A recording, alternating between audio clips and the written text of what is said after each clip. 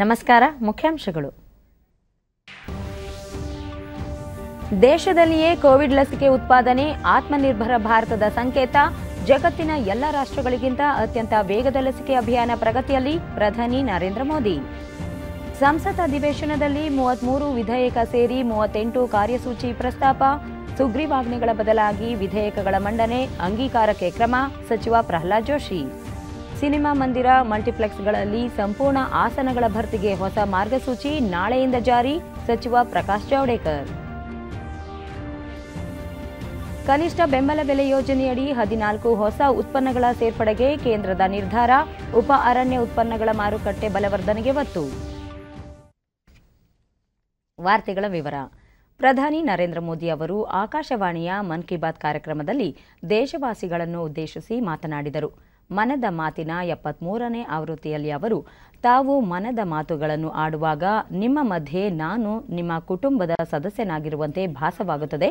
ನಮ್ಮ ಸರಳ ಮಾತುಗಳು ಪರಸ್ಪರರಿಗೆ ಸ್ವಲ್ಪ ಕಲಿಸುವಂತಹ ಮನಸ್ಫೂರ್ತಿಯಾಗಿ ಪ್ರೇರಣೆ ನೀಡಲಿದೆ ಎಂದು ಪ್ರಧಾನಿ ಹೇಳಿದ್ದಾರೆ. ಇಂದು ಜನವರಿ ತಿಂಗಳ ಕೊನೆಯ ದಿನ. ಕೆಲವು ದಿನಗಳ ಹಿಂದೆಯಷ್ಟೇ ನಾವು ಲೋಹ್ರಿ, ಮಕರ ಸಂಕ್ರಾಂತಿ ಆಚರಿಸಿದ್ದೇವೆ.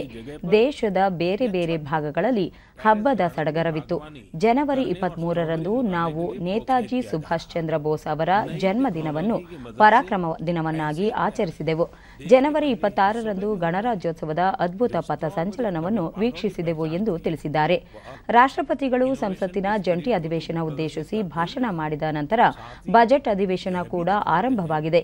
ನಾವೆಲ್ಲರೂ ಬಹು ನಿರೀಕ್ಷಿತ ಪದ್ಮ ಪ್ರಶಸ್ತಿಗಳ ಘೋಷಣೆ ಮಾಡುವುದರೊಂದಿಗೆ ಅಸಾಧಾರಣ ಕೆಲಸ ಮಾಡಿದ ಸಾಧಕರನ್ನು ಗುರುತಿಸಲಾಗಿದೆ. ಈ ವರ್ಷ ಕೂಡ ಪ್ರಶಸ್ತಿಗೆ ಭಾಜನರಾದವರಲ್ಲಿ ವಿವಿಧ ವಲಯಗಳಲ್ಲಿ ಅಸಾಮಾನ್ಯ ಕೆಲಸ ಮಾಡಿದವರಾಗಿದ್ದಾರೆ. ಪ್ರಚಾರಕ್ಕೆ ಬಾರದ ಹೀರೋಗಳಿಗೆ ಪದ್ಮ ಪ್ರಶಸ್ತಿ ನೀಡುವ ಸಂಪ್ರದಾಯ ಈ ವರ್ಷವೂ ಮುಂದುವರಿಸಲಾಗಿದೆ ಎಂದು ಹೇಳಿದ್ದಾರೆ. ಭಾರತ ವಿಡಿಯೋ पश्चिम बंगाल के वेस्ट मिदनापुर स्थित नया पिंगला गांव के एक चित्रकार सरमुद्दीन करना चाहूंगा. ಭಾರತ ಕ್ರಿಕೆಟ್ ತಂಡ ಆರಂಭಿಕ ತೊಂದರೆಗಳ ನಂತರ ಆಸ್ಟ್ರೇಲಿಯಾದಲ್ಲಿ ಸರಣಿ ಗೆಲುವು ಸಾಧಿಸಿದೆ. ನಮ್ಮ ಕ್ರೀಡಾಪಟುಗಳ ಕಠಿಣ ಶ್ರಮ, ತಂಡದ ಕಾರ್ಯ ಪ್ರೇರಣೆ ನೀಡುವಂತಾಗಿದೆ ಎಂದು ಪ್ರಧಾನಿ ಸಂತಸ ವ್ಯಕ್ತಪಡಿಸಿದ್ದಾರೆ. ಈ ನಡುವೆ ಜನವರಿ 26ರಂದು ದೆಹಲಿಯಲ್ಲಿ ತ್ರಿವರ್ಣ ಧ್ವಜಕ್ಕಾದ ಅವಮಾನವನ್ನು ನೋಡಿದ ದೇಶಕ್ಕೆ ದುಃಖವೂ ಆಗಿದೆ. ಮುಂಬರುವ ದಿನಗಳಲ್ಲಿ ದೇಶವನ್ನು ಕ್ಷಿಪ್ರಗತಿಯಿಂದ ಮುಂದೆ ಕೊಂಡೊಯ್ಯಬೇಕು ಎಂದು ಪ್ರಧಾನಿ ಹೇಳಿದ್ದಾರೆ. ಕೊರೋನಾ ವಿರುದ್ಧದ ನಮ್ಮ ಹೋರಾಟಕ್ಕೆ ಕೂಡ ಸರಿಸುಮಾರು 1 ವರ್ಷ ಪೂರ್ಣಗೊಂಡಿದೆ. ಕೋವಿಡ್ ವಿರುದ್ಧ ಭಾರತದ ಸಮರ ಯಾವ ರೀತಿಯ ಉದಾಹರಣೆಯೋ ಅದೇ ರೀತಿ ನಮ್ಮ ವ್ಯಾಕ್ಸಿನೇಷನ್ ಕಾರ್ಯಕ್ರಮ ಕೂಡ ಪ್ರಪಂಚದಲ್ಲೇ ಒಂದು ನಿದರ್ಶನ ಎಂದು ಪ್ರಧಾನಿ ಹೇಳಿದ್ದಾರೆ. ಭಾರತದಲ್ಲಿ ತಯಾರಿಸಲಾದ ಕೋವಿಡ್ ಲಸಿಕೆ ದೇಶದ ಸ್ವಾವಲಂಬನೆಯ ಸಂಕೇತವಾಗಿದೆ. ಜೊತೆಗೆ ಆತ್ಮಗೌರವದ ಪ್ರತೀಕವೂ ಆಗಿದೆ. ದೇಶದಲ್ಲಿ ತಯಾರಿಸಲಾದ ಲಸಿಕೆ ಕುರಿತಂತೆ ದೇಶ ವಿದೇಶಗಳಲ್ಲಿರುವ ಹಲವು ಜನರು ತಮಗೆ ಪತ್ರಗಳನ್ನು ಬರೆದು ಭಾರತಕ್ಕೆ ಧನ್ಯವಾದ ಅರ್ಪಿಸುತ್ತಿದ್ದಾರೆ ಎಂದು ಪ್ರಧಾನಿ ಹೇಳಿದ್ದಾರೆ. ಲಸಿಕೆ ನೀಡಿಕೆ ಅಭಿಯಾನದಲ್ಲಿ ಭಾರತ ಇಡೀ ವಿಶ್ವಕ್ಕೆ ಸೇವೆ ಸಲ್ಲಿಸುತ್ತಿದೆ. ದೇಶ ಔಷಧಿಗಳು ಮತ್ತು ಲಸಿಕೆಗಳ ವಿಷಯದಲ್ಲಿ ಸಮರ್ಥ ಹಾಗೂ ಸ್ವಾವಲಂಬಿಯಾಗಿದೆ. ಸ್ವಾವಲಂಬಿ ಭಾರತದ ಅಭಿಯಾನದ ಚಿಂತನೆಯೂ ಇದೇ ಆಗಿದೆ ಎಂದು ಪ್ರಧಾನಿ ಹೇಳಿದ್ದಾರೆ. ಈ ವರ್ಷದಿಂದ ಭಾರತ ತನ್ನ ಸ್ವಾತಂತ್ರ್ಯೋತ್ಸವದ 75ನೇ ವರ್ಷದ ಅಮೃತ ಮಹೋತ್ಸವವನ್ನು ಪ್ರಾರಂಭಿಸಲಿದೆ. ಸ್ವಾತಂತ್ರ್ಯಕ್ಕಾಗಿ ಹೋರಾಟ ನಡೆಸಿದ ಮಹಾನ್ ನಾಯಕರಿಗೆ ಸಂಬಂಧಿಸಿದ ಸ್ಥಳೀಯ ಜಾಗಗಳನ್ನು ಅನ್ವೇಷಿಸುವ ಅತ್ಯುತ್ತಮ ಸಮಯ ಇದಾಗಿದೆ ಎಂದು ನುಡಿದಿದ್ದಾರೆ. ನಮ್ಮ ಸ್ವಾತಂತ್ರ್ಯ ಹೋರಾಟಗಾರರ ತ್ಯಾಗ, ಅವರ ನೆನಪುಗಳನ್ನು ಮುಂದಿನ ಪೀಳಿಗೆಗೆ ಜೀವಂತವಾಗಿರಿಸಲು ಅವರ ವೀರಗಾಥೆಗಳ ಬಗ್ಗೆ ಪುಸ್ತಕ ಬರೆಯಿರಿ ಎಂದು ಪ್ರಧಾನಿ ನರೇಂದ್ರ ಮೋದಿ ದೇಶದ ಜನರಿಗೆ ಮನವಿ ಮಾಡಿದ್ದಾರೆ. ಹರಿಯಾಣದ ಪಂಚಕುಲದ ಬಡೌತ್ ಗ್ರಾಮ ಪಂಚಾಯಿತಿ ತ್ಯಾಜ್ಯ ನೀರಿನಿಂದ ಸಂಪತ್ತು ಸೃಷ್ಟಿಸುವ ಅದ್ಭುತ ಕೆಲಸ ಮಾಡಿದೆ. ತ್ಯಾಜ್ಯ ನೀರನ್ನು ರೈತರು ಹೊಲಗಳಿಗೆ ಹರಿಸುವ ಮೂಲಕ ನೀರಾವರಿಗೆ ಉಪಯೋಗಿಸುತ್ತಿದ್ದಾರೆ. ಇದರಿಂದ ಗ್ರಾಮದ ಕೊಳಕು ಮುಕ್ತಗೊಂಡು ಹೊಲಗಳಲ್ಲಿ ನೀರಾವರಿ ವ್ಯವಸ್ಥೆಯೂ ಆಗಿದೆ ಎಂದು ಪ್ರಧಾನಿ ವಿವರಿಸಿದ್ದಾರೆ. 30 किलो बायोफ्यूल भी बनता है और जो बायोफ्यूल बनता है उससे मंडी की कैंटीन में पंचकुला की बड़ौद ग्राम पंचायत ने भी करके दिखाया है. इस पंचायत के वाटर वेस्ट से भी वेल्थ क्रिएट करेंगी. फिल्टर करना शुरू किया और फिल्टर किया हुआ ये पानी अब गांव के किसान खेतों में सिंचाई के लिए इस्तेमाल कर रहे हैं. इसको से ಅಮೆರಿಕದ ಸ್ಯಾನ್ ಫ್ರಾನ್ಸಿಸ್ಕೋದಿಂದ ಬೆಂಗಳೂರಿಗೆ ಆಗಮಿಸಿದ ತಡೆರಹಿತ ವಿಮಾನದ ಬಗ್ಗೆ ಪ್ರಸ್ತಾಪಿಸಿದ ಪ್ರಧಾನಿ, ಭಾರತದ 4 ಮಹಿಳಾ ಪೈಲಟ್ಗಳು ಈ ಕಾರ್ಯವನ್ನು ನಿಭಾಯಿಸಿದ್ದಾರೆ. ಈ ವಿಮಾನ ಸುಮಾರು 125ಕ್ಕೂ ಹೆಚ್ಚು ಪ್ರಯಾಣಿಕರನ್ನು ಭಾರತಕ್ಕೆ ಕರೆತಂದಿತ್ತು.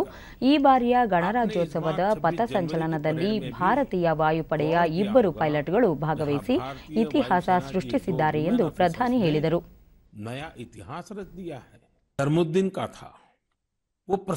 ಪಶ್ಚಿಮ ಬಂಗಾಳದ ಪಶ್ಚಿಮ ಮಿಡ್ನಾಪುರ ಜಿಲ್ಲೆಯ ನಯಾ ಪಿಂಗ್ಲಾ ಗ್ರಾಮದ ಚಿತ್ರ ಕಲಾವಿದ ಸರಮುದ್ದೀನ್ ರಾಮಾಯಣ ಕುರಿತು ರಚಿಸಿರುವ ಪೇಂಟಿಂಗ್ಗೆ 2 ಲಕ್ಷ ರೂಪಾಯಿಗಳಿಗೆ ಮಾರಾಟವಾಗಿರುವ ವಿಡಿಯೋವನ್ನು ತಾವು ವೀಕ್ಷಿಸಿ ಸಂತಸಪಟ್ಟಿರುವುದಾಗಿ, ಇದರಿಂದ ಗ್ರಾಮದ ಜನರಿಗೂ ಬಹಳ ಸಂತೋಷವಾಗಿದೆ ಎಂದು ತಿಳಿಸಿದ್ದಾರೆ.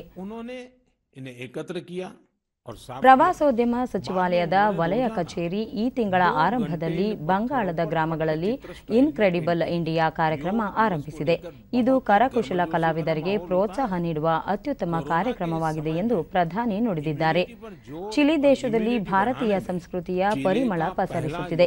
ಅಲ್ಲಿ ಯೋಗ ಹೆಚ್ಚು ಜನಪ್ರಿಯವಾಗಿದ್ದು, ಚಿಲಿಯ ರಾಜಧಾನಿ ಸ್ಯಾಂಟಿಯಾಗೋದಲ್ಲಿ 30ಕ್ಕೂ ಹೆಚ್ಚು ಯೋಗ ವಿದ್ಯಾಲಯಗಳಿವೆ. ಅಲ್ಲಿಯೂ ಅಂತಾರಾಷ್ಟ್ರೀಯ ಯೋಗ ದಿನವನ್ನು ಅತ್ಯಂತ ಉತ್ಸಾಹದಿಂದ ಆಚರಿಸಲಾಗುತ್ತಿದೆ ಎಂದು ಪ್ರಧಾನಿ ಹೇಳಿದ್ದಾರೆ. ಈ ತಿಂಗಳ 18ರಿಂದ ಫೆಬ್ರವರಿ 17ರವರೆಗೆ ದೇಶ ರಸ್ತೆ ಸುರಕ್ಷತಾ ಮಾಸಿಕ ಆಚರಿಸುತ್ತಿದೆ. ರಸ್ತೆ ಅಪಘಾತಗಳು ನಮ್ಮ ದೇಶದಲ್ಲಷ್ಟೇ ಅಲ್ಲ, ಇಡೀ ವಿಶ್ವದಲ್ಲಿ ಚಿಂತೆಯ ವಿಷಯವಾಗಿದೆ ಎಂದು ಪ್ರಧಾನಿ ಬೇಸರ ವ್ಯಕ್ತಪಡಿಸಿದ್ದಾರೆ. ಗಡಿ ರಸ್ತೆ ಸಂಸ್ಥೆ ನಿರ್ಮಿಸಿರುವ ರಸ್ತೆಗಳಲ್ಲಿ ಪ್ರಯಾಣಿಸುವಾಗ ಅತ್ಯಂತ ಆವಿಷ್ಕಾರಿ ಅನ್ವೇಷಣಾತ್ಮಕ ಘೋಷವಾಕ್ಯಗಳು ಕಂಡುಬರುತ್ತವೆ. ಇಂತಹ ಘೋಷವಾಕ್ಯಗಳು ರಸ್ತೆಗಳಲ್ಲಿ ಸಮಾಧಾನದಿಂದ ಚಲಿಸಬೇಕು ಎಂಬ ಜಾಗೃತಿಯನ್ನು ಜನರಲ್ಲಿ ಮೂಡಿಸಲು ಪ್ರಭಾವಿಯಾಗಿರುತ್ತವೆ. ತಾವು ಸಹ ಇಂತಹ ಘೋಷಣೆಗಳು ಹಾಗೂ ನುಡಿಗಟ್ಟುಗಳನ್ನು ಕೇಂದ್ರ ಸರ್ಕಾರದ ಮೈ ಗೌ ವೇದಿಕೆಗೆ ಕಳುಹಿಸಬಹುದು ಎಂದು ಪ್ರಧಾನಿ ನರೇಂದ್ರ ಮೋದಿ ಮನವಿ ಮಾಡಿದ್ದಾರೆ. ಫಾಸ್ಟ್ಯಾಗ್ ಕಾರ್ಯಕ್ರಮದಿಂದ ಸಮಯ, ಇಂಧನ ಹಾಗೂ ಹಣ ಉಳಿತಾಯವಾಗುತ್ತಿದೆ. ಇದರಿಂದ ನಾಗರಿಕರ ಸರಿಸುಮಾರು 21,000 ಕೋಟಿ ರೂಪಾಯಿ ಉಳಿತಾಯವಾಗುತ್ತಿದೆ ಎಂದು ಪ್ರಧಾನಿ ಹೇಳಿದ್ದಾರೆ. ನಮ್ಮೆಲ್ಲರ ಪ್ರಯತ್ನಗಳಿಂದ 2021ರ ವರ್ಷವನ್ನು ಸಾರ್ಥಕವನ್ನಾಗಿಸುವ ನಿಟ್ಟಿನಲ್ಲಿ ಹೆಜ್ಜೆ ಇರಿಸೋಣ ಎಂದು ಪ್ರಧಾನಿ ಹಾರೈಸಿದ್ದಾರೆ.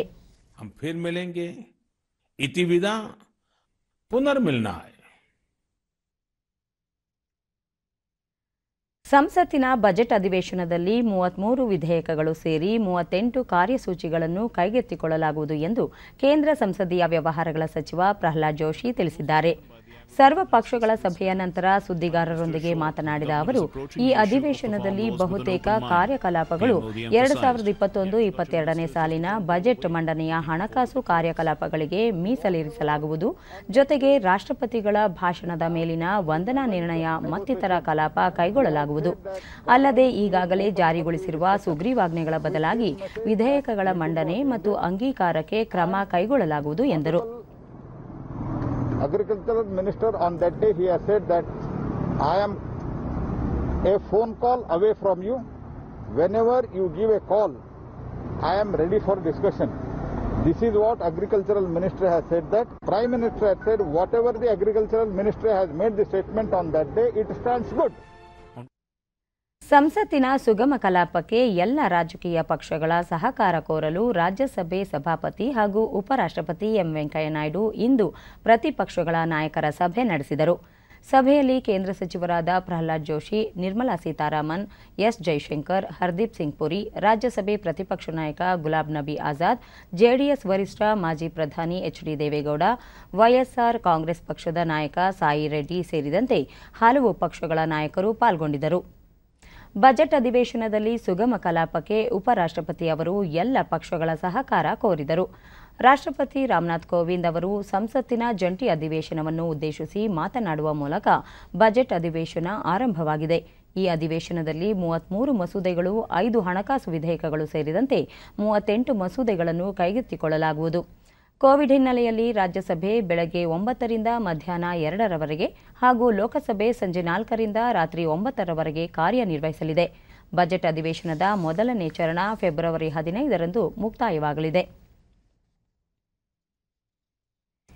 ಸಿನಿಮಾ ಮಂದಿರಗಳು ಹಾಗೂ ಮಲ್ಟಿಪ್ಲೆಕ್ಸ್ಗಳಲ್ಲಿ ಸಂಪೂರ್ಣ ಆಸನಗಳ ಭರ್ತಿಗೆ ಅವಕಾಶ ನೀಡುವ ಹೊಸ ಮಾರ್ಗಸೂಚಿಯನ್ನು ಕೇಂದ್ರ ಸರ್ಕಾರ ಹೊರಡಿಸಿದೆ.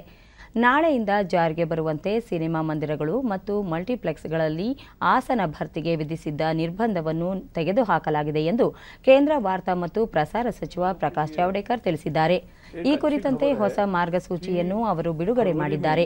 ಆದರೆ ಕೋವಿಡ್ ಸಾಮಾನ್ಯ ಮಾರ್ಗಸೂಚಿಗಳನ್ನು ಕಡ್ಡಾಯವಾಗಿ ಪಾಲಿಸುವಂತೆ ಸೂಚಿಸಲಾಗಿದೆ. ಚಿತ್ರಮಂದಿರಗಳ ಪ್ರವೇಶ ಮತ್ತು ನಿರ್ಗಮನ ದ್ವಾರಗಳಲ್ಲಿ ಮುಂಜಾಗ್ರತಾ ಕ್ರಮಗಳನ್ನು ಕೈಗೊಳ್ಳುವುದು, ವ್ಯಕ್ತಿಗತ ಅಂತರ ಕಾಯ್ದುಕೊಳ್ಳುವುದು, ಮಾಸ್ಕ್ ಧರಿಸುವುದು, ಸ್ಯಾನಿಟೈಸರ್ ಬಳಕೆ ಮತ್ತಿತರ ಅಗತ್ಯ ಮುಂಜಾಗ್ರತಾ ಕ್ರಮಗಳನ್ನು ಕೈಗೊಳ್ಳಬೇಕು ಎಂದು ಅವರು ಹೇಳಿದರು. ಅಲ್ಲದೆ ಪ್ರದರ್ಶನಗಳ ಸಮಯ ನಿಗದಿ, ಆಸನಗಳ ಬುಕಿಂಗ್ ಹಾಗೂ ಪಾವತಿ, ಸಿನಿಮಾ ಮಂದಿರಗಳಲ್ಲಿ ಸ್ಯಾನಿಟೈಸರ್, ಸಾರ್ವಜನಿಕ ಜಾಗೃತಿ, ಆಹಾರ ಮತ್ತು ಪಾನೀಯ ಸೇವನೆಗೆ ಸಂಬಂಧಿಸಿದಂತೆ ಅಗತ್ಯ ಕ್ರಮಗಳನ್ನು ಕೈಗೊಳ್ಳಬೇಕು ಎಂದು ಮಾರ್ಗಸೂಚಿಯಲ್ಲಿ ಹೇಳಲಾಗಿದೆ. ಇದರಿಂದ ಸಿನಿಮಾ ಪ್ರಿಯರಿಗೆ ಸಂತೋಷವಾಗಲಿದೆ ಎಂದು ಜಾವಡೇಕರ್ ತಿಳಿಸಿದರು. खरीद करके ग्राहक थिएटर में खाने की चीजें ले जा सकता है, तो ये वैसे नॉर्मल चीजें हैं, लेकिन जब सिचुएशन एबनॉर्मल हो गई कोविड के कारण, तो सारे बंधन आते गए. ये बंधन अब खत्म होने के कगार पर है और इसलिए ये सिनेमा हॉल 100% कैपेसिटी से चलना, ये सिनेमा देखने वालों के लिए एक अच्छी खबर है और लोग इसका निश्चित स्वागत करेंगे. ದೇಶಾದ್ಯಂತ ಇಂದಿನಿಂದ 3 ದಿನಗಳ ಕಾಲ 2021ನೇ ಸಾಲಿನ ರಾಷ್ಟ್ರೀಯ ಪಲ್ಸ್ ಪೋಲಿಯೋ ಅಭಿಯಾನ ಆರಂಭವಾಗಿದೆ. ರಾಷ್ಟ್ರಪತಿ ರಾಮನಾಥ್ ಕೋವಿಂದ್ ನಿನ್ನೆ ರಾಷ್ಟ್ರಪತಿ ಭವನದಲ್ಲಿ ಕಂದಮ್ಮಗಳಿಗೆ ಪೋಲಿಯೋ ಹನಿ ಹಾಕುವ ಮೂಲಕ ಅಭಿಯಾನಕ್ಕೆ ಅಧಿಕೃತ ಚಾಲನೆ ನೀಡಿದರು. ರಾಮನಾಥ್ ಕೋವಿಂದ್ ಅವರ ಪತ್ನಿ ಸವಿತಾ ಕೋವಿಂದ್, ಆರೋಗ್ಯ ಸಚಿವ ಡಾ ಹರ್ಷವರ್ಧನ್, ಆರೋಗ್ಯ ಖಾತೆ ರಾಜ್ಯ ಸಚಿವ ಅಶ್ವಿನ್ ಕುಮಾರ್ ಚೌಬೆ ಈ ಸಂದರ್ಭದಲ್ಲಿ ಉಪಸ್ಥಿತರಿದ್ದರು. ಇಂದಿನಿಂದ ದೇಶದೆಲ್ಲೆಡೆ ಪೋಲಿಯೋ ಹನಿ ಹಾಕುವ ಅಭಿಯಾನ ಆರಂಭವಾಗಿದ್ದು, ಫೆಬ್ರವರಿ 3ರವರೆಗೆ ಈ ಅಭಿಯಾನ ನಡೆಯಲಿದೆ. ಪೋಷಕರು ತಮ್ಮ 5 ವರ್ಷದೊಳಗಿನ ಮಕ್ಕಳಿಗೆ ಕಡ್ಡಾಯವಾಗಿ ಲಸಿಕೆ ಹಾಕಿಸಬೇಕು. ಪೋಲಿಯೋ ಮುಕ್ತ ಭಾರತ ನಿರ್ಮಾಣಕ್ಕಾಗಿ ದೇಶಾದ್ಯಂತ ವ್ಯಾಪಕ ಕಾರ್ಯಕ್ರಮ ಹಮ್ಮಿಕೊಳ್ಳಲಾಗಿದೆ. ಕೇಂದ್ರ ಆರೋಗ್ಯ ಸಚಿವ ಡಾ ಹರ್ಷವರ್ಧನ್, ಮಕ್ಕಳನ್ನು ಕಾಯಿಲೆಗಳಿಂದ ರಕ್ಷಿಸಲು ಸಾರ್ವತ್ರಿಕ ಲಸಿಕೆ ಕಾರ್ಯಕ್ರಮಕ್ಕೆ ಹೆಚ್ಚಿನ ಒತ್ತು ನೀಡಲಾಗಿದೆ. ಇತ್ತೀಚಿನ ವರ್ಷಗಳಲ್ಲಿ ಹಲವು ಲಸಿಕೆಗಳನ್ನು ಸೇರ್ಪಡೆ ಮಾಡಲಾಗಿದೆ. ಜೊತೆಗೆ ಮಕ್ಕಳಲ್ಲಿ ರೋಗ ನಿರೋಧಕ ಶಕ್ತಿಗೂ ಕ್ರಮ ಕೈಗೊಳ್ಳಲಾಗಿದೆ ಎಂದು ಹೇಳಿದ್ದಾರೆ. ದೇಶಾದ್ಯಂತ ಇಂದಿನಿಂದ 3 ದಿನಗಳ ಕಾಲ 2021ನೇ ಸಾಲಿನ ರಾಷ್ಟ್ರೀಯ ಪಲ್ಸ್ ಪೋಲಿಯೋ ಅಭಿಯಾನ ಆರಂಭವಾಗಿದ್ದು, ರಾಜ್ಯದಲ್ಲಿ ಮುಖ್ಯಮಂತ್ರಿ ಬಿಎಸ್ ಯಡಿಯೂರಪ್ಪ ಗೃಹ ಕಚೇರಿ ಕೃಷ್ಣಾದಲ್ಲಿ ಪೋಲಿಯೋ ಲಸಿಕೆ ಅಭಿಯಾನಕ್ಕೆ ಚಾಲನೆ ನೀಡಿದರು. ಆರೋಗ್ಯ ಮತ್ತು ಕುಟುಂಬ ಕಲ್ಯಾಣ ಸಚಿವ ಡಾ ಕೆ ಸುಧಾಕರ್ ಹಾಗೂ ಮಹಿಳಾ ಮತ್ತು ಮಕ್ಕಳ ಅಭಿವೃದ್ಧಿ ಸಚಿವೆ ಶಶಿಕಲಾ ಜೊಲ್ಲೆ ಮತ್ತಿತರರು ಉಪಸ್ಥಿತರಿದ್ದರು. ಈ ವೇಳೆ ಮಹಿಳಾ ಮತ್ತು ಮಕ್ಕಳ ಅಭಿವೃದ್ಧಿ ಇಲಾಖೆಯ ಸಾಧನೆಯ ಹಾದಿಯಲ್ಲಿ ಗೆಲುವಿನ ಗೆಜ್ಜೆನಾದ ಸಂಚಿಕೆಯನ್ನು ಮುಖ್ಯಮಂತ್ರಿ ಬಿಡುಗಡೆಗೊಳಿಸಿದರು. ಬಳಿಕ ಮುಖ್ಯಮಂತ್ರಿ ಬಿಎಸ್ ಯಡಿಯೂರಪ್ಪ, ಮೊದಲ ಸುತ್ತಿನ ರಾಷ್ಟ್ರೀಯ ಪಲ್ಸ್ ಪೋಲಿಯೋ ಅಭಿಯಾನ ಇಂದು ಆರಂಭವಾಗಿದ್ದು, 64 ಲಕ್ಷ ಮಕ್ಕಳಿಗೆ ಲಸಿಕೆ ಹಾಕುವ ಗುರಿ ಹೊಂದಲಾಗಿದೆ. 5 ವರ್ಷದೊಳಗಿನ ಮಕ್ಕಳಿಗೆ ಪಲ್ಸ್ ಪೋಲಿಯೋ ಲಸಿಕೆ ಹಾಕಿಸುವ ಮೂಲಕ ಪೋಲಿಯೋ ಮುಕ್ತ ಭಾರತ ಹಾಗೂ ಪೋಲಿಯೋ ಮುಕ್ತ ರಾಜ್ಯವನ್ನಾಗಿಸುವುದು ನಮ್ಮ ಧ್ಯೇಯವಾಗಿದೆ ಎಂದು ತಿಳಿಸಿದರು. ಮಾಧ್ಯಮದವರು ಪೋಲಿಯೋ ಕಾರ್ಯಕ್ರಮ ಕುರಿತು ವ್ಯಾಪಕ ಪ್ರಚಾರ ಮಾಡುವ ಮೂಲಕ ಕಾರ್ಯಕ್ರಮದ ಯಶಸ್ವಿಗೆ ಸಹಕರಿಸಬೇಕೆಂದು ಕೋರಿಕೊಳ್ಳುತ್ತೇನೆ. ರಾಷ್ಟ್ರೀಯ ಲಸಿಕಾ ದಿನ 31ನೇ ಜನವರಿ 2021ರ ಕಾರ್ಯಕ್ರಮವನ್ನು ಕೋವಿಡ್-19 ಪ್ಯಾಂಡಮಿಕ್ ಹಿನ್ನೆಲೆಯಲ್ಲಿ ಯಾವುದೇ ಲೋಪದೋಷಗಳಿಗೆ ಎಡೆಯಿಲ್ಲದಂತೆ ವ್ಯವಸ್ಥಿತವಾಗಿ ನಿರ್ವಹಿಸುವಂತದ್ದು. ಇವತ್ತು ಪ್ರಧಾನಮಂತ್ರಿ ನರೇಂದ್ರ ಮೋದಿಜಿಯವರು ಸಹ ಪೋಲಿಯೋ ಲಸಿಕೆಯನ್ನು ಮಕ್ಕಳಿಗೆ ಹಾಕ್ತಾ ಇದ್ದಾರೆ. ಇಂದಿನಿಂದ 64 ಲಕ್ಷ ಮಕ್ಕಳಿಗೆ ಪೋಲಿಯೋ ಡ್ರಾಪ್ ಹಾಕ್ತಾರೆ. ಪೋಲಿಯೋ ಮುಕ್ತ ಭಾರತ, ಪೋಲಿಯೋ ಮುಕ್ತ ಕರ್ನಾಟಕ ಆಗಬೇಕು ಅಂತ ನಮ್ಮೆಲ್ಲರ ಅಪೇಕ್ಷೆ. ಅದಕ್ಕಾಗಿ ಈ ಕಾರ್ಯಕ್ರಮವನ್ನು ರೂಪಿಸಿದ್ದೇವೆ. ಎಲ್ಲರೂ ಸಹಕರಿಸಬೇಕು ಎಂದು ಮತ್ತೊಮ್ಮೆ ನಿಮಗೆ ಕೈಗೊಳ್ಳುತ್ತೇನೆ. ರಾಜ್ಯದಲ್ಲೂ ಇಂದಿನಿಂದ ರಾಷ್ಟ್ರೀಯ ಪಲ್ಸ್ ಪೋಲಿಯೋ ಅಭಿಯಾನ ಆರಂಭವಾಗಿದ್ದು, ಬಿಬಿಎಂಪಿ ವ್ಯಾಪ್ತಿಯ ಪ್ರಾಥಮಿಕ ಆರೋಗ್ಯ ಕೇಂದ್ರಗಳು ಹಾಗೂ ಅಂಗನವಾಡಿ ಕೇಂದ್ರಗಳಲ್ಲೂ 5 ವರ್ಷದೊಳಗಿನ ಮಕ್ಕಳಿಗೆ ಪಲ್ಸ್ ಪೋಲಿಯೋ ಲಸಿಕೆ ಹಾಕಲಾಗುತ್ತಿದೆ. ಬೆಂಗಳೂರಿನ ಆರ್ಟಿ ನಗರ, ಗಂಗಾನಗರ, ಸುಲ್ತಾನ್ ಪಾಳ್ಯ ಸೇರಿದಂತೆ ವಿವಿಧೆಡೆಗಳಲ್ಲಿ ಲಸಿಕೆ ಕಾರ್ಯ ಪ್ರಗತಿಯಲ್ಲಿದೆ.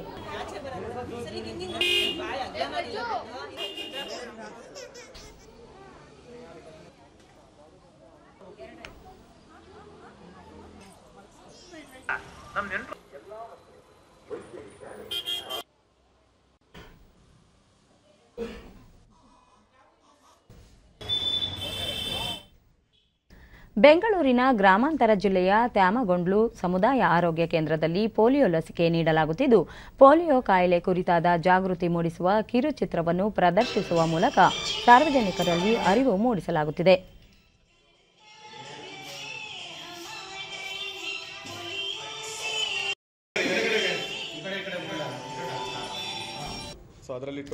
ಆರೋಗ್ಯ ಕೇಂದ್ರದ ವೈದ್ಯಾಧಿಕಾರಿ ಡಾಕ್ಟರ್ ಲಕ್ಷ್ಮೀಕಾಂತ್, ರಾಷ್ಟ್ರೀಯ ಪೋಲಿಯೋ ಅಭಿಯಾನ ಆರಂಭವಾಗಿದ್ದು ಒಟ್ಟು 1,513 ಮಕ್ಕಳಿಗೆ ಪೋಲಿಯೋ ಲಸಿಕೆ ನೀಡುವ ಗುರಿ ಹೊಂದಿದ್ದು, ಮುಂದಿನ 2 ದಿನ ಮನೆ ಮನೆಗೆ ತೆರಳಿ ಪೋಲಿಯೋ ಲಸಿಕೆ ನೀಡಲಾಗುವುದು ಎಂದು ತಿಳಿಸಿದರು. ಸರಿಯಾಗಿ ಸ್ಟಾರ್ಟ್ ಮಾಡಿದ್ದೀವಿ. ಬೆಳಗ್ಗೆ ಆಲ್ಮೋಸ್ಟ್ ಇಷ್ಟೊತ್ತಿಗೆ 25% ಕವರ್ ಆಗಿದೆ.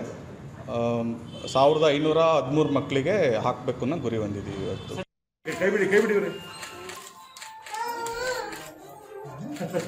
ಧಾರವಾಡ ಜಿಲ್ಲೆಯಲ್ಲಿ ಜಿಲ್ಲಾಧಿಕಾರಿ ನಿತೇಶ್ ಪಾಟೀಲ ಮಹಾನಗರ ಪಾಲಿಕೆ ಆಸ್ಪತ್ರೆ ಆವರಣದಲ್ಲಿ ಮಕ್ಕಳಿಗೆ ಪೋಲಿಯೋ ಲಸಿಕೆ ಹಾಕುವ ಮೂಲಕ ಅಭಿಯಾನಕ್ಕೆ ಚಾಲನೆ ನೀಡಿದರು.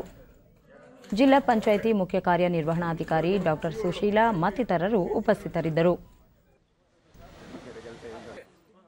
ಸಾಂಸ್ಕೃತಿಕ ನಗರಿ ಮೈಸೂರಿನ ಮಕ್ಕಳ ಕೂಟದಲ್ಲಿ ಪಲ್ಸ್ ಪೋಲಿಯೋ ಅಭಿಯಾನಕ್ಕೆ ಶಾಸಕರಾದ ರಾಮದಾಸ್ ಹಾಗೂ ನಾಗೇಂದ್ರ ಮಕ್ಕಳಿಗೆ ಲಸಿಕೆ ಹಾಕುವ ಮೂಲಕ ಚಾಲನೆ ನೀಡಿದರು. ಬಳಿಕ ರಾಮದಾಸ್, ಜಿಲ್ಲೆಯಲ್ಲಿ ಸುಮಾರು 2 ಲಕ್ಷಕ್ಕೂ ಅಧಿಕ ಮಕ್ಕಳಿಗೆ ಲಸಿಕೆ ವಿತರಣಾ ಕಾರ್ಯ ಪ್ರಗತಿಯಲ್ಲಿದ್ದು 5 ವರ್ಷದೊಳಗಿನ ಮಕ್ಕಳಿಗೆ ಪೋಲಿಯೋ ಲಸಿಕೆ ಹಾಕಿಸಲು ಪೋಷಕರು ಮುಂದಾಗಬೇಕು ಎಂದರು. ಮಕ್ಕಳುಗಳಿಗೆ ಅವರವರ 1665 ಕೇಂದ್ರಗಳಲ್ಲಿ ಬೂತ್ ಲೆವೆಲಲ್ಲಿ ನನ್ನ ಸಹೋದರಿಯರಾದಂತಹ ಆಶಾ ವರ್ಕರ್ಗಳು, ಹೆಲ್ತ್ ವರ್ಕರ್ಗಳು ಇವೆಲ್ಲರೂ ಕೂಡ ಮನೆ ಮನೆಗಳಿಗೆ ಹೋಗಿ ಡ್ರಾಪ್ಸ್ ಅನ್ನು ಹಾಕುವಂತ ಒಂದು ದೊಡ್ಡ ಕಾರ್ಯವನ್ನು ಚಾಲನೆಯನ್ನು ಕೊಟ್ಟಿದ್ದಾರೆ. ಅವರೆಲ್ಲರಿಗೂ ನಾನು ಅಭಿನಂದನೆಗಳನ್ನು ಸಲ್ಲಿಸ್ತೇನೆ. ನಾಗೇಂದ್ರ, ದೇಶವನ್ನು ಪೋಲಿಯೋ ಮುಕ್ತಗೊಳಿಸಲು ಎಲ್ಲರ ಸಹಕಾರ ಅಗತ್ಯ ಎಂದರು. ಇದು 1ನೇ ತಾರೀಕು ಇವತ್ತಿಂದ ಇನ್ನು 3ನೇ ತಾರೀಕುವರೆಗೂ ಸಹ ನಿರಂತರವಾಗಿ ಇದು ಎಲ್ಲ ಕೇಂದ್ರಗಳಲ್ಲೂ ಸಹ ಈ ಪಲ್ಸ್ ಪೋಲಿಯೋ ಕಾರ್ಯಕ್ರಮ ನಡೀತದೆ. ಅದು ಸದುಪಯೋಗವನ್ನು ಸಾರ್ವಜನಿಕರು ಉಪಯೋಗ ಮಾಡ್ಕೋಬೇಕಂತೇಳಿ ಈ ಸಂದರ್ಭದಲ್ಲಿ ಮನವಿ ಮಾಡ್ತೀನಿ. ಆರೋಗ್ಯ ಇಲಾಖೆ ಉಪನಿರ್ದೇಶಕ ಡಾಕ್ಟರ್ ಪ್ರಸಾದ್, ಮೈಸೂರು ಜಿಲ್ಲೆಯಲ್ಲಿ ನಾಳೆಯಿಂದ 2 ದಿನ ಮನೆ ಮನೆಗೆ ತೆರಳಿ ಲಸಿಕೆ ನೀಡುವ ಕಾರ್ಯ ಹಮ್ಮಿಕೊಳ್ಳಲಾಗಿದೆ ಎಂದರು. ಪ್ರದೇಶದಲ್ಲಿ 2 ದಿನ ಹೌಸ್ ಟು ಹೌಸ್ ಆಕ್ಟಿವಿಟಿ ಮಾಡ್ತೀವಿ. ಇದು ಮೊದಲನೇ ದಿನ ಬೂತ್ ಅಪ್ರೋಚ್ ಅಂತ ಮಾಡಿದ್ವಿ. ನಾವು ಸುಮಾರು 1,635 ಬೂತ್ಗಳನ್ನು ಇಡೀ ಜಿಲ್ಲೆ ವ್ಯಾಪ್ತಿನಲ್ಲಿ ರಚನೆ ಮಾಡಿದ್ದೀವಿ. ಈ ಬೂತ್ಗೆ ಸರಾಸರಿ ಒಂದು 200 ಮಕ್ಕಳು ಈ ಬೂತ್ಗೆ ಬರೋ ರೀತಿ ನಾವು ವ್ಯವಸ್ಥೆ ಮಾಡಿದ್ದೀವಿ. ನಾವೇನಂದರೆ ಮೌತ್ ಟು ಮೌತ್ ಕಮ್ಯುನಿಕೇಷನ್, ನಮ್ಮ ಆಶಾಗಳು ಮತ್ತು ನಮ್ಮ ಹೆಲ್ತ್ ವರ್ಕರ್ಸು ಆ ಮಕ್ಕಳನ್ನು ಆಲ್ರೆಡಿ ಎಲ್ಲ ಒಂದು ರಿಮ್ಯುನರೇಷನ್ ಮಾಡಿಕೊಂಡು ಅವ್ರನ್ನ ಕರ್ಕೊಬರ್ತಾರೋ ಅಂಥ ಕೆಲಸವನ್ನು ಮಾಡ್ತಾರೆ. ವಿಜಯಪುರ ಜಿಲ್ಲೆಯ ಶಾಂತಿನಗರ ಆರೋಗ್ಯ ಕೇಂದ್ರದಲ್ಲಿ ಜಿಲ್ಲಾಧಿಕಾರಿ ಪಿ ಸುನೀಲ್ ಕುಮಾರ್ ಮಗುವಿಗೆ ಲಸಿಕೆ ಹಾಕುವ ಮೂಲಕ ಅಭಿಯಾನಕ್ಕೆ ಚಾಲನೆ ನೀಡಿದರು.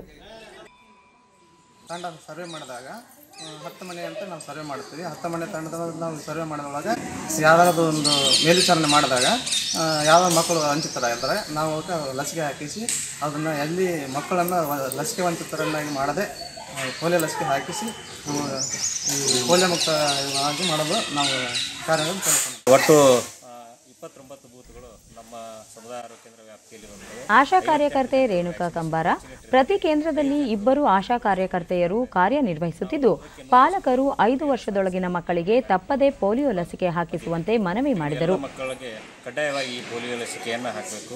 ಈ ಪೋಲಿಯೋ ಲಸಿಕೆ ಅಭಿಯಾನದ ಮೇಲ್ವಿಚಾರಕ ಶ್ರೀಧರ್ ಚಿಂತಾ, ಮುಂದಿನ 2 ದಿನ ಮನೆ ಮನೆಗೆ ತೆರಳಿ ಪೋಲಿಯೋ ಲಸಿಕೆ ನೀಡುವ ಕಾರ್ಯ ಹಮ್ಮಿಕೊಳ್ಳಲಾಗಿದ್ದು, 5 ವರ್ಷದೊಳಗಿನ ಎಲ್ಲ ಮಕ್ಕಳಿಗೂ ಪೋಲಿಯೋ ಲಸಿಕೆ ವಂಚಿತರಾಗದಂತೆ ಮೇಲ್ವಿಚಾರಕ ತಂಡ ಕಾರ್ಯನಿರ್ವಹಿಸುತ್ತದೆ ಎಂದು ತಿಳಿಸಿದರು.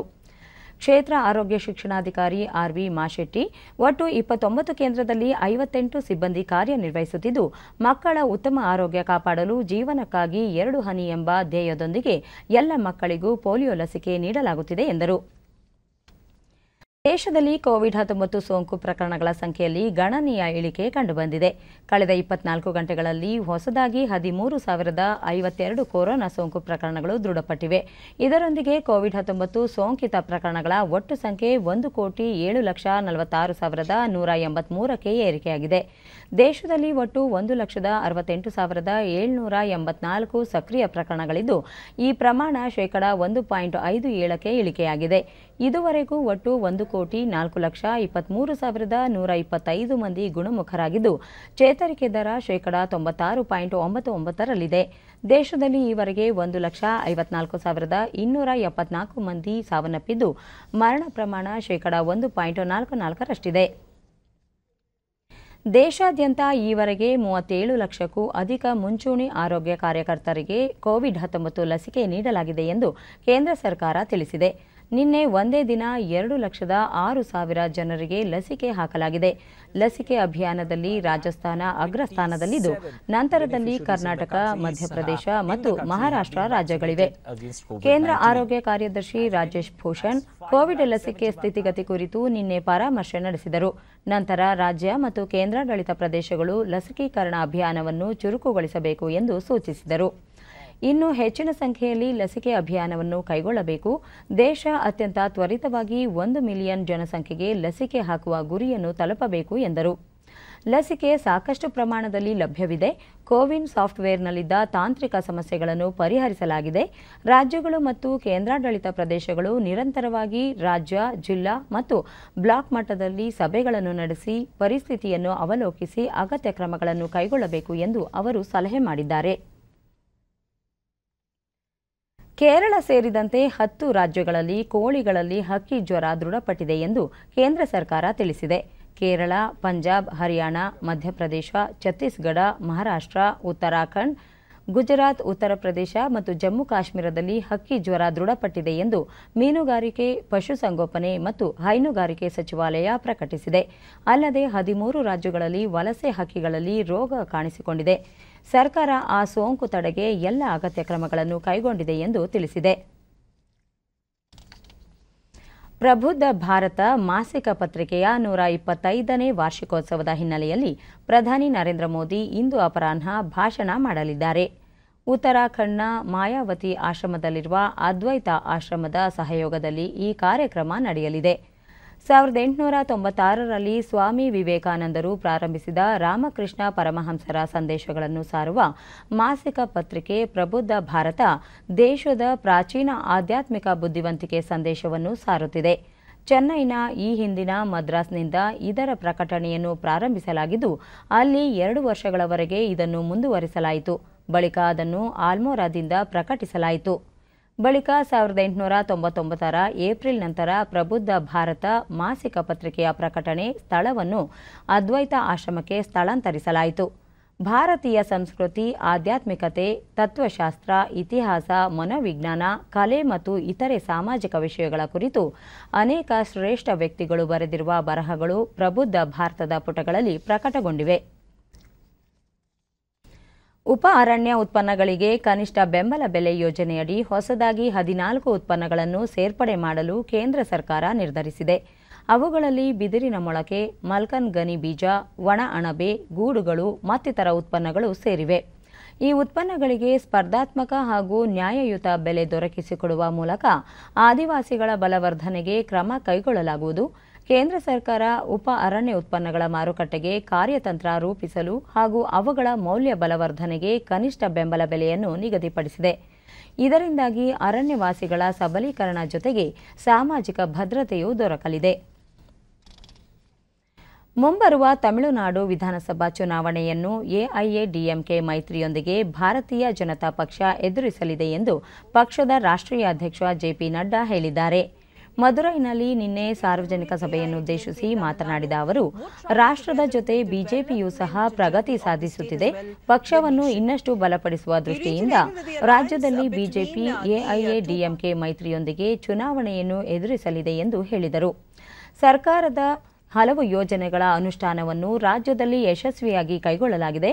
14ನೇ ಹಣಕಾಸು ಆಯೋಗದಲ್ಲಿ ತಮಿಳುನಾಡಿಗೆ 5,42,048 ಕೋಟಿ ರೂಪಾಯಿಗಳನ್ನು ಹಂಚಿಕೆ ಮಾಡಲಾಗಿದೆ ಎಂದು ಜೆಪಿ ನಡ್ಡಾ ತಿಳಿಸಿದ್ದಾರೆ. Bharatiya Janata Party has decided that in coming times in the elections, BJP along with All India Anna DMK and along with the like-minded parties will be going for the election. ರಾಷ್ಟ್ರೀಯ ಶಿಕ್ಷಣ ನೀತಿಯಲ್ಲಿ ಮೌಲ್ಯಾಧಾರಿತ ಶಿಕ್ಷಣಕ್ಕೆ ಹೆಚ್ಚಿನ ಒತ್ತು ನೀಡಲಾಗಿದೆ ಎಂದು ಉಪಮುಖ್ಯಮಂತ್ರಿ ಹಾಗೂ ಉನ್ನತ ಶಿಕ್ಷಣ ಸಚಿವ ಡಾಕ್ಟರ್ ಸಿಎನ್ ಅಶ್ವತ್ಥನಾರಾಯಣ ಬೆಂಗಳೂರಿನಲ್ಲಿ ನಿನ್ನೆ ತಿಳಿಸಿದ್ದಾರೆ.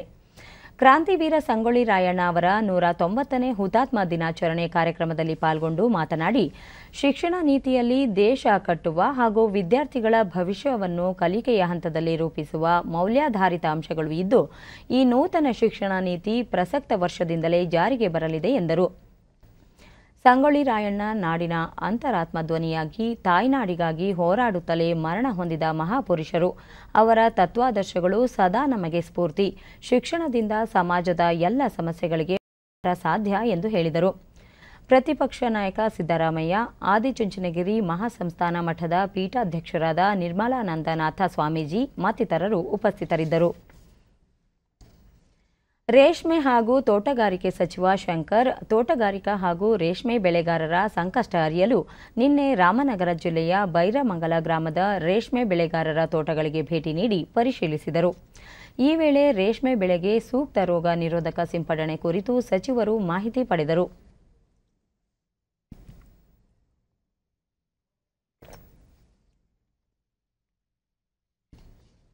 ಬಳಿಕ ಆರ್ ಶಂಕರ್ ತೋಟಗಾರಿಕೆ ಹಾಗೂ ರೇಷ್ಮೆ ಬೆಳೆಗಳ ಸಮಸ್ಯೆ ಅರಿಯಲು ರಾಜ್ಯಾದ್ಯಂತ ಪ್ರವಾಸ ಕೈಗೊಳ್ಳಲಾಗುವುದು. ಮುಂದಿನ ದಿನಗಳಲ್ಲಿ ರೈತರ ಸಮಸ್ಯೆಗಳನ್ನು ಅರಿಯಲು ವಿಚಾರ ಸಂಕಿರಣ ಆಯೋಜಿಸುವ ಚಿಂತನೆ ಇದೆ. ಆ ಮೂಲಕ ರೈತರು ವಿಚಾರ ವಿನಿಮಯ ನಡೆಸಲು ಸಾಧ್ಯವಾಗಲಿದೆ. ರೈತರನ್ನು ಆರ್ಥಿಕವಾಗಿ ಸದೃಢಗೊಳಿಸಲು ಸರ್ಕಾರ ಬದ್ಧವಿದ್ದು, ಆ ನಿಟ್ಟಿನಲ್ಲಿ ಅಗತ್ಯ ಕಾರ್ಯಯೋಜನೆಗಳನ್ನು ರೂಪಿಸಲಾಗುವುದು ಎಂದು ತಿಳಿಸಿದರು. ಬುಡವನ್ನು ಕೊರೆದು ಬುಡ ಕೆಳಗೆ ಉರುಳಿ ಬೀಳ್ತಕ್ಕಂಥದ್ದು ಈಗ ಅಲ್ಲಿ ಮುಗಿಸ್ಕೊಂಡು ಈಗ ತಾನೇ ನಾನು ಈಗ ರೇಷ್ಮೆ ಬೆಳೆಗಾರರ ಒಂದು ಸಮಸ್ಯೆಗಳೇನಿದ್ದಾವೆ ಅದನ್ನು ನೋಡ್ಲಿಕ್ಕೆ ಬಂದಿದ್ದೇನೆ. ಇದರಿಂದ ನಾನು ರಾಜ್ಯದಲ್ಲಿ ಎಲ್ಲ ಬೆಳೆ ಇವತ್ತು ತೋಟಗಾರಿಕೆ ಮತ್ತು ರೇಷ್ಮೆಗೆ ಸಂಬಂಧಪಟ್ಟಂತೆ ಎಲ್ಲ ಜಿಲ್ಲೆಗಳಲ್ಲೂ ಸಮಸ್ಯೆಗಳನ್ನು ಕೇಳಲಿಕ್ಕೆ ನಾನು ಎಲ್ಲ ಕಡೆ ಪ್ರವಾಸ ಮಾಡ್ತೇನೆ. ಜೊತೆಗೆ ತಿಂಗಳಿಗೊಂದು ಕಾರ್ಯಾಗಾರ ಮಾಡ್ತಾಯಿದ್ದೇನೆ. ಚಿಕ್ಕಮಗಳೂರು ಜಿಲ್ಲೆಯ ಅಜ್ಜಂಪುರ ತಾಲೂಕಿನ ಹೂಲಿಹಳ್ಳಿಯ ರೈತ ರಮೇಶ್ ಸರ್ಕಾರದ ವಿವಿಧ ಯೋಜನೆಗಳಡಿ ತಮ್ಮ ಕೃಷಿ ಜಮೀನಿನಲ್ಲಿ ನೂತನ ತಂತ್ರಜ್ಞಾನ ಅಳವಡಿಸಿಕೊಳ್ಳುವ ಮೂಲಕ ಉತ್ತಮ ಫಸಲು ಪಡೆಯುತ್ತಿದ್ದಾರೆ. ಸುಮಾರು 30 ಎಕರೆ ಪ್ರದೇಶದಲ್ಲಿ ಕೃಷಿ ಮಾಡುತ್ತಿರುವ ರಮೇಶ್ ಸರ್ಕಾರದ ವಿವಿಧ ಯೋಜನೆಗಳ ಅಡಿಯಲ್ಲಿ ಅನುದಾನ ಪಡೆದು ವಿವಿಧ ತೋಟಗಾರಿಕಾ ಬೆಳೆಗಳನ್ನು ಬೆಳೆಯುತ್ತಿದ್ದಾರೆ. ಹನಿ ನೀರಾವರಿ ಪದ್ಧತಿಯನ್ನು ಅಳವಡಿಸಿಕೊಂಡಿದ್ದು ಕಡಿಮೆ ನೀರಿನಲ್ಲಿ ಉತ್ತಮ ಬೆಳೆ ಪಡೆಯುತ್ತಿದ್ದಾರೆ. ತಮ್ಮ ಜಮೀನಿನಲ್ಲಿ ಕೃಷಿ ಹೊಂಡ ನಿರ್ಮಿಸಿಕೊಂಡು ವಿವಿಧ ಬೆಳೆಗಳಿಗೆ ತುರ್ತು ಸಂದರ್ಭದಲ್ಲಿ ನೀರು ಪೂರೈಸುತ್ತಿದ್ದಾರೆ. ಡಿಡಿ ನ್ಯೂಸ್ನೊಂದಿಗೆ ರೈತ ರಮೇಶ್, ಬರಡು ಭೂಮಿಯಾಗಿದ್ದ ಹಿನ್ನೆಲೆಯಲ್ಲಿ ಹುರುಳಿ, ಸಾವೆ ಸೇರಿದಂತೆ ರಾಗಿ ಬೆಳೆಯುತ್ತಿದ್ದೆವು. ನಂತರ ತೋಟಗಾರಿಕಾ ಬೆಳೆಗಳನ್ನು ಬೆಳೆಯಲು ಆರಂಭಿಸಿದೆವು. ಸರ್ಕಾರದ ಯೋಜನೆಗಳನ್ನು ಅಳವಡಿಸಿಕೊಂಡಿದ್ದರಿಂದ ಕೃಷಿಗೆ ಸಾಕಷ್ಟು ಪ್ರಯೋಜನವಾಗಿದೆ ಎಂದು ತಿಳಿಸಿದರು. ಮತ್ತೆ ಸಕ್ಸಸ್ ಆಗಿ ಬೆಳೆನೂ ಬೆಳೆಯಬಹುದು. ಮತ್ತೆ ಇನ್ನೊಂದೇನಾಗಿದೆ ಅಂದರೆ ಇವತ್ತು ರೈತ ನೀರು ಎಷ್ಟು ಮಿತವಾಗಿ ಬಳಸ್ಕೊಂಡು ಇದು ಮಾಡ್ಬೋದು ಅಂದರೆ ಡ್ರಿಪ್ ಇರಿಗೇಷನ್ ಬಿಟ್ಟರೆ ಬೇರೆ ಇನ್ಯಾದ್ರಾಗೂ ಆಗಲ್ಲ. ಆ ಡ್ರಿಪ್ ಇರಿಗೇಷನ್ ನಾನು ಎಲ್ಲ ರೈತರಿಗೂ ಡ್ರಿಪ್ ಇರಿಗೇಷನಿಂದ ಬರ್ತಕ್ಕಂಥ ಸಹಾಯಧನ ಎಲ್ಲರಿಗೂ ಕೊಡಬೇಕು ಸರ್ಕಾರದವರು. ಮತ್ತು ಮಲ್ಚಿಂಗು ಕೂಡ ಸಹಾಯಧನ ಇದೆ ತೋಟಗಾರಿಕೆಯಿಂದ. ಅದನ್ನು ಎಲ್ಲ ರೈತರು ಒಂದೇ ಥರ ಇದು ಮಾಡಿಬಿಟ್ಟು ಎಲ್ಲ ರೈತರಿಗೂ ಸಬ್ಸಿಡಿ ಕೊಡೋದ್ರಿಂದ ಎಲ್ಲ ರೈತರನ್ನು ಸಫಲನಾಗ್ತಾನೆ ಅಂತ ನಾವು ಹೇಳ್ಕೊಡ್ಬೋದು. ಮತ್ತೊಬ್ಬ ರೈತ ಷಡಕ್ಷರಿ, ಕೃಷಿಗೆ ಉಪಯೋಗವಾಗಲಿ ಎಂದು ನಾವು ನಿರ್ಮಿಸಿರುವ ಸಮುದಾಯ ಕೆರೆಯಿಂದ ಅನೇಕ ರೈತರಿಗೆ ಅನುಕೂಲವಾಗುತ್ತಿದೆ. ಈ ನೀರನ್ನು ಬಳಸಿಕೊಂಡು ತೋಟಗಾರಿಕಾ ಬೆಳೆಗಳನ್ನು ಬೆಳೆಯುತ್ತಿದ್ದೇವೆ ಎಂದು ತಿಳಿಸಿದರು. ಬೆಳೆನೂ ಕೂಡ ಬಂದಿದೆ, ತುಂಬ ಚೆನ್ನಾಗಿ ಬರ್ತಾ ಇದೆ ಬೆಳೆ. ಮತ್ತೆ ನಾವು ಈಗ ಭದ್ರಾ ಮೇಲ್ದಂಡೆಯಿಂದ ಕೆಲವೊಂದು ನಮ್ಮದು ಡ್ರಿಪ್ ಮಾಡಿದ್ದಾರೆ.